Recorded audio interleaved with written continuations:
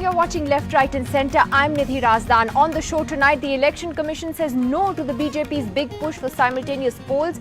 The party has upped its pitch, suggesting that elections to 11 states can be clubbed with the Lok Sabha polls next year. So why is the Election Commission saying no? We'll talk about this whole idea of one nation, one poll in just a bit. Also, as the rupee hits a historic low of 70 to the US dollar, why exactly is it falling and is it going to fall further? We'll also tell you what it means for folks like you and me. That's coming up in about 30 minutes. But first, it's an idea the government and the Prime Minister himself have been very keen on for some time, that simultaneous polls. Ostensibly, it is to cut down on election expenses and to ensure better governance so that states are not constantly distracted by poll campaigns. But the idea has been rejected by several opposition parties in the past. However, the BJP has taken it a step further, suggesting that elections to 11 states, including Rajasthan, Chhattisgarh, Madhya Pradesh and Mizoram, that are due in winter this year, that all of these can be pushed back to be held along with the Lok Sabha polls next year. The Congress has said that if this happens, they will go to court. Now, what it would mean is that the centre would have to impose President's rule in these 4 states until the May Lok Sabha elections, except that that is easier said than done. For instance, under what grounds will Article 356 be invoked? Usually it has to be a breakdown of law and order. And then Parliament has to ratify President's rule within 6 months. And the government does not have a majority in the Rajya Sabha. And then, of course, there are the very real legal challenges that are likely to be mounted, as the Congress, of course, has already threatened to do. But the other big roadblock to this entire idea came today from the Election Commission itself. The Chief Election Commissioner, O.P. Rawat, saying that simultaneous elections are not possible right now without a legal framework, as any extension or curtailment of the term of assemblies will require a constitutional amendment. He also said logistics arrangements with regard to 100% availability of VVPATs or verifiable paper trails will be a constraint.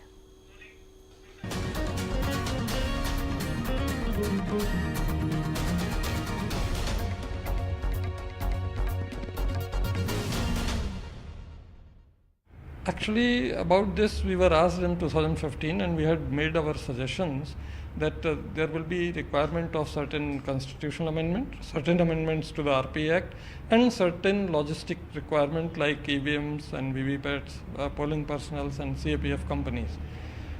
Since the legal framework is not in place as yet, Commission has not taken a call on logistic issues.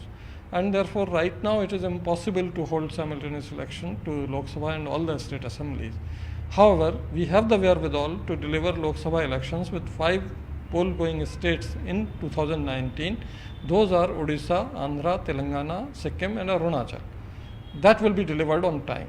जहां तक एक राष्ट्र एक चुनाव का सवाल है, मैं आपके सामने अमित शाह जी का वो चिट्ठी दिखा रहा हूं. कहीं भी हमारे राष्ट्रीय अध्यक्ष जी ने यह कहा नहीं है कि किस प्रकार आप लोग जो आज सुबह चला रहे थे कि 11 राज्यों के चुनाव एक साथ होना है, ये बिल्कुल नहीं है इस चिट्ठी. इस इलेक्शन में ये पॉसिबल नहीं है कि लोकसभा और सभी विधानसभाओं का चुनाव एक साथ हो. ये संभव नहीं है. वैचारिक रूप से यह सही है. जब वन नेशन वन इलेक्शन की बात करते थे, वो मकसद तो 11 चुनाव करने संभव हो नहीं सकता, सफल हो नहीं सकता. तो ये जो अप्रोच रखी वो ही गलत अप्रोच रखी. अब जो ये बार बार बात करते हैं, मैं समझता हूँ डर के घबरा के कर रहे हैं, क्योंकि राज्यों में चुनाव जीतने वाले हैं नहीं. Well, we have a terrific panel on the show with us this evening. We have Mr. S.Y. Qureshi, the former Chief Election Commissioner of India, here in the studio with us. Mr. P.D.T. Achari, the former Secretary General of the Lok Sabha, is here. Tathagata Satpathy, Lok Sabha MP of the BJD, joins us via Skype. Here in the studio, Pawan Khera, spokesperson of the Congress Party, Mr. Sandeep Mahapatra, who is a member of the RSS and a lawyer, and Vivek Dahija, Senior Fellow at the IDFC Institute, joining us tonight from Mumbai. I would like to ask Mr. Achari first, that let us look at this idea that was floated to journalists by senior BJP leaders yesterday, which was that let's put President's rule in some states where elections are due in December, push those back to May, and in the remaining states where elections are due after the Lok Sabha, well, they are our governments anyway, we'll dissolve those assemblies early and we'll have all these elections together in May. Would you say that this, however, has serious hurdles in front of it, as we were pointing out, beginning with under what grounds would you impose 356? Right. Absolutely, there are serious hurdles. because the Article 356 cannot be just invoked without the ground reality being there. Now, on what ground Article 356 will be invoked in these cases? Because after Bommai's judgment, the position is very clear so far as the Constitution is concerned, that the Supreme Court will certainly review the situation. That's the thing. If there is a President's rule which has been imposed, which has no nexus actually with the constitutional provision, namely the breakdown of the constitutional machinery. So that is the basic requirement where the Article 356 will have to be imposed. So that if that is not there, then you cannot impose the President's rule under Article 356. So naturally the court will go into that. And if they find that there is a mala fide exercise of power in imposing the President's rule under 356, naturally they will strike it down. So that is the position. So it will create a lot of complications, yeah. and these are genuine so hurdles. So that is the basic problem, I just wanted quick thoughts from Mr. Qureshi on the same. That would you then broadly agree with that, what Yes. Mr. Achari has pointed out? Absolutely, because imposing 356 is not easy. And not just 1973, which judgment is it? The Bommai judgment. Bommai. Not just that, 2 years ago in Uttarakhand, Supreme Court came down heavily on the invocation of Article 356. And secondly, you invoke Article 356 by condemning the state government that you have not performed well, your constitutional machinery is broken down and therefore you deserve to be dismissed. Now, they can't do the same to their own government, because it will be indictment. And to say that we are dissolving you so that we can have simultaneous election, that will be the weakest ground. It will not stand. Therefore, postponing election by the imposing precedent rule in these states is out of the question. Advancing election in BJP ruled state by dissolving their assemblies prematurely, that is very doable. That's possible if they choose to But do the trickier part you're saying is the postponement part. Mr. Satpathy, I wanted to know your views on this. Firstly, on this sort of trial balloon, as I've been calling it since yesterday, that was floated around about having all these state elections together, and you've heard two non-partisan experts here saying it's not possible. What did you think of the idea itself, though? Why do you think that it's being floated at all by the BJP? Is it to me? Yeah. I read in the papers today that some thoughts are being spread that there is a fright factor, there is a scare factor, that if the states go to polls earlier and the results are bad, then possibly the parliament results could also be affected. That is one political aspect. I would not like to comment on that. Otherwise, I do not see any reason after 1951-52, that 4-month long elections across the country. We had a couple of elections which were held together for all the states and Lok Sabha together. But after that, over a period of time, gradually states and the center faced political difficulties. There were not enough numbers for single party rule, and governments collapsed, Lok Sabhas dissolved, assemblies dissolved, and a natural process has come to play in the meanwhile.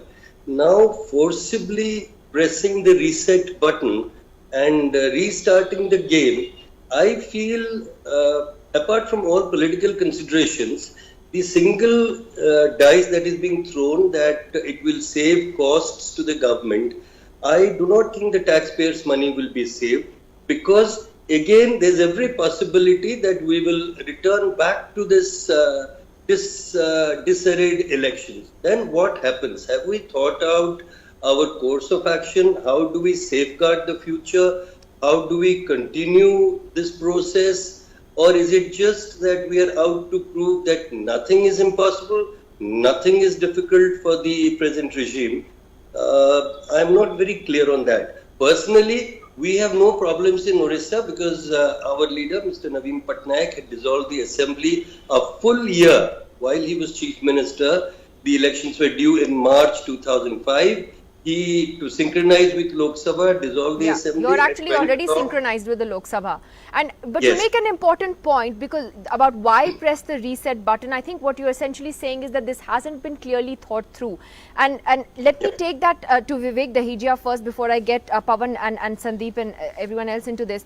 Because Vivek, you wrote a piece on simultaneous elections, and the bottom line was you said that simultaneous elections are a bad idea. You said that it is anti-democratic in spirit and also threatens the federal character of our democracy. If you could explain why you think that. Absolutely, Nidhi. A couple of things. One is that the notion of synchronizing all of these elections, states and the union, is fundamentally incompatible with the federal character of India, and also fundamentally incompatible with the state chief minister who has a majority of seats in the assembly from ruling while he has that majority. So the way our system works is, if you decide to dissolve the assembly, you can do that, and if you lose your control over the house, then you have to call a fresh election. Now this freezes that out completely and puts it in the hands of the center and puts it on someone else's timetable. That's one. Number two, again, why should a particular state synchronize with the center, which has its own different dynamics? So fundamentally, this is anti-democratic, it's anti-federal, it completely flies in the face of our Westminster model. This is not the US, which has a fixed calendar.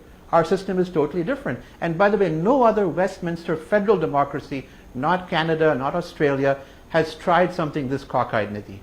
All right, so you're very clear where you stand on this. Sandeep Mahapatra, what do you think of those concerns that both Mr. Satpathy and Vivek have raised? To begin with, Mr. Satpathy's party, from the news reports that I've read and subject to what he says, they have supported, the BJD has supported the idea of one nation, one poll. Apart from that, there are various... I'm not opposing it even now. I'm thankful to you, sir, for that clarification. So my point is, there are parties like Samajwadi Party, AIA, DMK, Assam Gaon Parishad, TRS, JDS, they are all supporting. And all those who are saying that one nation, one poll is going to hamper the regional parties, Orissa stands out, and Mr. Satpathy has just pointed that out. In 2014, if you remember, Nidhi, along with the parliamentary elections, 4 states went to poll, and we know what are the results of those state elections were. Orissa went to BJD, Andhra Pradesh went to TDP, Telangana went to TRS, and I think Arunachal Pradesh, if I remember correctly, it was a Congress-led government that was formed at that point in time, if I remember correctly. So the apprehensions that is being... Where Sabha will go. No, so let me finish, sir. So the apprehensions that is being expressed by the naysayers, see, please discuss as to what is the issues, and one of the panelists has just spoken about the Westminster model. May I just point out that in UK in 2011, they have enacted a legislation called Fixed Term Parliament Act 2011, and it has been fixed that the elections, the general elections will be held on 7th of May of 2015 and then 2022, and the calendar has been set. Though there are criticism to that. That hasn't exactly worked for the UK. No, it may not have, but what they have done is that instead of the no confidence motion that we are used to in India, the House has to bring that we need to advance the general election, and if the House passes a referendum, so to say, or a vote that yes, the general election has to be advanced, then the House will advance. So the point is that the issues that has been raised regarding federalism would be weakened, this, that, another. My point is, look, in today's time and era, the time of the 60s and 70s are gone. Regional parties are playing a pivotal role in Indian politics. So that's an interesting point you've made, but can I ask you, how would the government overcome this hurdle of President's rule, which both Mr. Acharya and Mr. Qureshi have red flagged? Yeah, that is a valid point. And if you read the law... It's a very serious thing. It's not that easy to do. It is a valid point.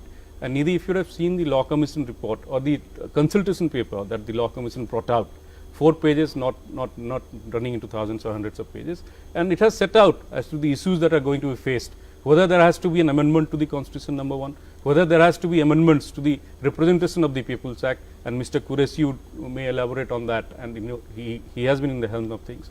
So these are issues which are facing us, but to say that we can't implement this, it can be implemented. As I said, like there are major regional parties which are supporting it. There are some parties which are seeing it from a different angle because of politics in all this. So to just negate that will not be a correct thing. That was directly for you, Nidhi, Mr. Khera. Why your this party trial said balloon? very clearly it would go to court if these why elections this were held trial together. balloon? The fact of the matter is that the so-called overinflated balloon of Mr. Modi is now deflated. Why is he running scared? Why is he even wasting so much of airtime on these issues? There is, I agree with Vivek, there is the federal structure, there is the electoral federalism. There is a narrative specific to a state. Why does Mr. Modi want to override the state's narrative in an election with the central narrative? What is the objective here? Now, the fact also is, what is the stated reason? The stated reason is frequent elections, governance suffers. Why does governance suffer? There is a jurisdiction, there is a particular state going in for an election. The code of conduct is only valid on that state. Mr. Modi doesn't get, nothing can stop Mr. Modi from campaigning. In Kairana by-election, he reached to inaugurate a road repair, for God's sake, 10% of the construction of a road, 10 kilometers from where the by-election was to be held. Did the code of conduct stop him? No, it didn't stop him.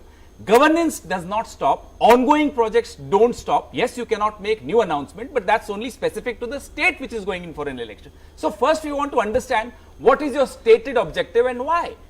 So as far as the so you don't believe it's to do with saving money and for better governance. You're not buying that. What price? Democracy comes expensive. Let's be very clear about that. Why do you want to cheapen this democracy? The intention is to override their narrative on every state. They have no respect for the federal structure of this country. So electorally, they are trying to disturb federalism in this country. Let me ask Mr. Achari, what do you think of, now let me ask you on the principle of one nation, one poll, because there are some strong arguments that have been made in its favor. I think if you ask a lot of ordinary folks about India constantly being in campaign mode, they'll say yes, you know, that we're constantly going from one election to another. But is it possible to do this in a parliamentary democracy like ours? See, this issue, you know, has been debated for some time. Holding a simultaneous election, in fact, it was held in 50s and 60s and all that. But after that, the whole process was disturbed, and because there was an early election to the Lok Sabha. And it was, after that it was difficult. Now, if you look at it from a practical point of view, it is very difficult because there are many hurdles which are coming in the way. There are constitutional issues involved in it. But I look at it from a slightly different point of view. The elections at different time, I mean, if the status quo continues, status quo is maintained, I would say that, you know, people, the political parties go to the people, and so they are in touch with the people during these elections, and there is something called accountability. So the accountability in a democratic system, that is the most essential thing. That is actually the essence of democratic system. So that will be ensured. And the other point is, you know, that you need elections to happen when they do, as you're saying, because that is what makes legislators accountable to people. From the point of view of the ruling party, for example, whichever ruling party is in power at a particular state, for them, you know, there is a benefit. The benefit is, in fact, they will know what exactly is the ground reality, how the people feel about the governance, the standard of governance, the quality of governance, and things like that. And the ruling party will be able to do course correction. In fact, you know, that is a benefit which goes to the ruling party. That is the thing, if these elections are held in between and all that. Okay. That is how as we do now. Yeah, basically as we do. You know what you said is a point that Mr. Qureshi also, you wrote about that in a piece about simultaneous elections. In fact, your piece is interesting because you've talked about other countries which have held simultaneous polls, etc., like South Africa, etc. You were in Pakistan just now. They had a similar exercise. But you've cautioned about why you think it's not feasible for India for several reasons. And one of them has been that frequent elections in India are important to hold legislators accountable. Yes, you know, if you ask the people what they want, and democracy is all about people, they love elections. In fact, this is a statement which I first heard from a BJD MP, Mr. B.K. Mehtab. So people love elections because otherwise we know, everybody talks about it, that an MP or an MLA doesn't show his face for the next 5 years. But if there are repeated elections, he is forced to come, and that is what increases the accountability. Therefore, it is important. Also, I heard a slogan from a young lady in a youth parliament in Pune, कि जब जब चुनाव आता है गरीब के पेट में पुलाव आता है. Poor people love election because they get job. Now 30,000 crores which was spent in the last general election as per one estimate, where did it go? To the people, poor people. It created job, work opportunities. So therefore to say that everybody hates it. What did you think of the Pakistan experiment with No, simultaneous I polls? particularly Now watched. they also have poor Yes, people, yes. so I I'm have asking watched you. Pakistan. Why did it work for them? Yes, I have watched Pakistan with interest in the sense that they have simultaneous elections, their parliament and their provincial assemblies. And we wanted to see whether voters are confused in voting for on two different ballot papers. We didn't find any serious problem there. Once in a couple of cases, green ballot paper of the National Assembly was found in the wrong box, but nothing more than that. In Nepal, they have simultaneous elections. I have seen in elections in Kenya where there are 7 elections together, and they work pretty well. So logistically, physically, it's easy. But there are other constitutional and federal issues, and not just the logistically, why it is easy, like if I may complete, voter is the same, polling booth is the same, machinery is the same, security is the same. Once the booth is ready, let them press 3 buttons, so that is very, very convenient. But convenience of election commission cannot be the reason. Nidhi, the vote is the only sword and shield which a voter has. Now, why does Mr. Modi want to remove that? And elections are a sword hanging on around, we are very scared of elections as politicians. We feel accountable, we feel scared, we don't get adventurous in our policies, we don't get adventurous in our politics. We want elections because that's what keeps us in check. Now, Mr. Modi doesn't want, he wants to go scot-free, he doesn't want any checks. That's the problem with this government. That's what you think this is about, Mr. Mahapatra. What about what again Mr. Qureshi and Mr. Achari have raised here about the democratic principles that this just has too many constitutional restraints in India, and the principle on the fact that you need to hold legislators accountable, and having elections is the only way to do that. Yeah, I'll address you. Just give me a moment about what Mr. Khera is saying. I'll just remind him about the 1999 170th Law Commission report, and Justice BP Jeevan Reddy at that point in time had given this view that there has to be simultaneous elections. And this is not for the first time that this view has come out.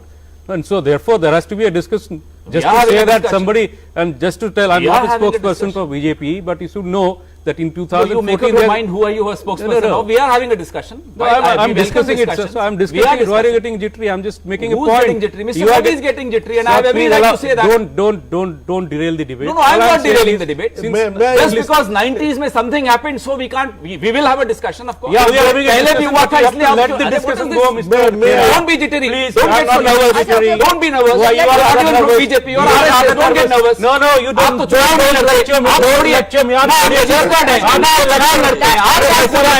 This is deep.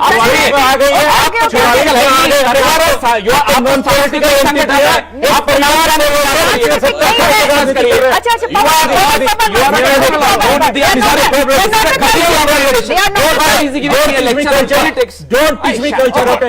Guys. Okay, gentlemen, please. Just keep quiet. Don't Gentlemen, I cannot outshout him. Nervous, I understand. I cannot outshout. Gentlemen, please. I cannot ask a master. Go and ask Sonia Gandhi. Okay. This is the problem. Okay, one second. second. The point I'm making is this is an issue which has been discussed, and it is not for the first time that we are discussing this issue. Let's have an open discussion. The points that has been raised about accountability, I have a contrary point to that. If say a legislator or a MLA or an MP knows for a fact that if he doesn't perform well, and if within 5 years time he doesn't perform well, maybe he'll be relegated for another 5 years. In today's time, Nidhi, there are n number of examples where somebody contests as an MP, and in between the state goes to elections. It is more than we have seen that, and subject to Mr. Qureshi and Mr. Achari, they are expert on this.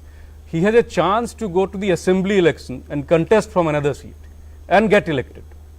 So the point is, insofar as the accountability part is concerned, rather it will make them more accountable, number one. Number two, in today's time of social media and other medium, where the electorate judges the legislature or an MP, because we see n number of posts on social media as to what the electorate thinks about the MLA or an MP. Win you elections, though. No, I mean, it may not, there was a very famous poll conducted on social media by one of Mr. Satpathy's ex-colleagues that didn't quite go the way the social No, media I agree with predicted you. it. So But a then there recent is by-election in certain Orissa. amount of accountability factor But that my builds in because of which that. ex-colleague are you talking about? What But, my but, ex- but Mr. Satpathy, can I just get you in on this accountability issue? I mean, it's interesting that you've taken the line that you have, given what your party's stand is. But do you believe it would actually hamper or enhance accountability of legislators, as Mr. Mahapatra seems to think? I do not think simultaneous elections will be good for this country. The bunch of people that we are as politicians, you see our behavior here in a small little television program of half an hour, how we behave. The people expect us to be much more accountable. So if we get a passport for 5 years validity and we do not have to go back, then we will definitely be doing a great disservice to the people and to the nation. I would prefer if we are caught by the nape and we are forced to go to the people, be answerable and always remain answerable to them. Because now it is necessary that politicians realize they are not the only leaders in this country. They have failed this country over the past 72 years. Including the present regime. I would suggest that it is high time, politicians help in creating social leadership which decides on these issues. How can I decide on my own salary? How can I decide on my time of election? How can I decide everything according to my convenience? Whether it is the RSS or the Congress It's nice to hear or a politician say no that. matter who. It's nice to hear a politician say that, but I want to come first in Vivek class Daheja, also. one second. Vivek Daheja, just to take off on that point that Mr. Satpathy very eloquently raised. Also, what Mr. Mahapatra said earlier, that he doesn't believe that actually regional parties would get subsumed by having a simultaneous poll. He's given examples of previous elections where people voted differently at the state level and differently at the national level, even when elections were held together. And this is something that you also flagged in your column as a concern you had. So a couple of things, Nidhi, but first of all, if I may, a few of the examples that were raised, the UK is a poor example. The UK is not a federal state like India, so it does not fit. And with all due respect, Pakistan and Nepal, our neighbors, are not exactly exemplars of well-functioning democracy. So I wouldn't look to them for advice or for examples. But on your point, a couple of things. One is this debate is being had in a very kind of strange manner where those of us who actually support our system that's worked well for 70 years are being asked to explain, well, why do you want to have elections when they're supposed to happen? We have had a complete failure of the advocates for this one election, one nation to explain what are these benefits. Logistical, saving a few rupees, it just doesn't add up. And a further point on this, so two things. Regional parties will be disadvantaged. The data clearly shows the farther apart is the central election and the state election, people do vote differently.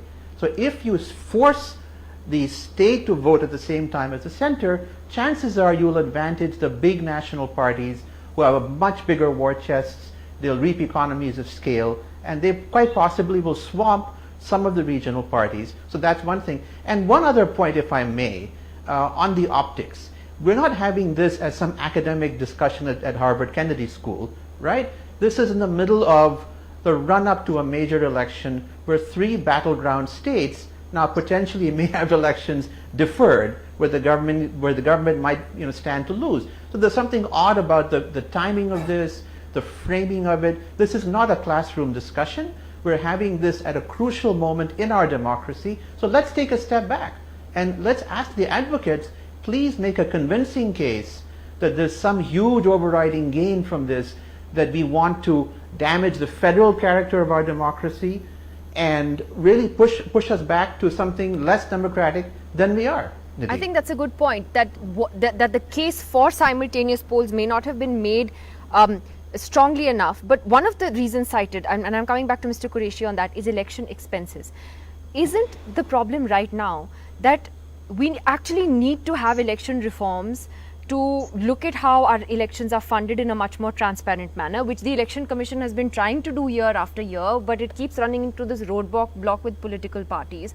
So actually you don't need to completely overhaul the constitution and have simultaneous polls, you can address this problem of election funding and expenditure even now, Yes. if there's a political will to do it. Yes, a good point. The two reasons given for simultaneous elections, one is the cost, the other is the time taken.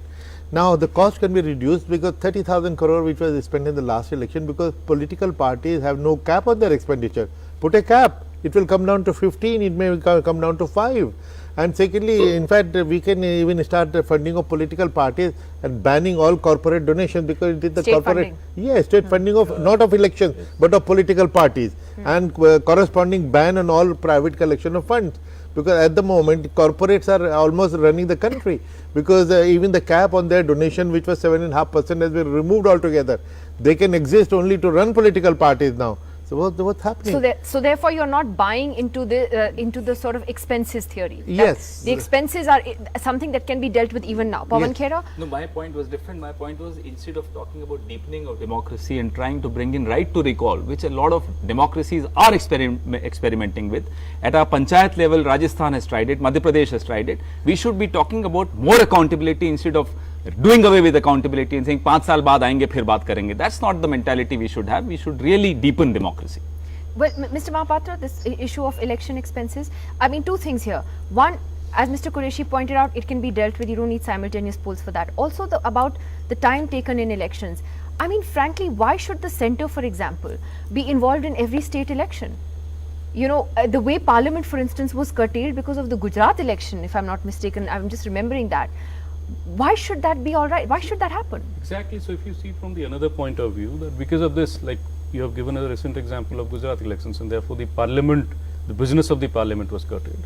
And we have seen many a times that various policy decisions have not been taken because of some impeding elections. But there's nothing stopping the centre from taking those No, policy then decisions. for that also, and, no, Nidhi, and just nobody forced them to curtail Parliament either. No, just go back to say a month or so back.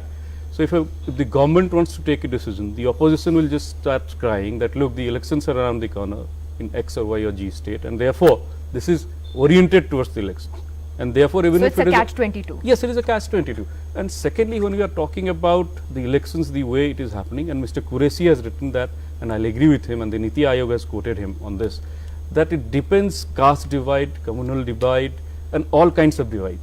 If you have multiple elections, the divides gets deepened, and that's what Mr. Qureshi has written in Niti Aayog, and I'll agree to that to some extent, that yes, because every time there is an election, the electorate is reminded that look, you are from X community, you are from X caste, and please vote for this X caste party leader, and that leader will do great for you. So those kind of divisive politics are played out, and we have been witnessing this for long that's enough. An interesting point. I want to quickly ask Mr. Satpathy before we wrap this, that do you agree that we'll see less divisive politics if you have simultaneous polls?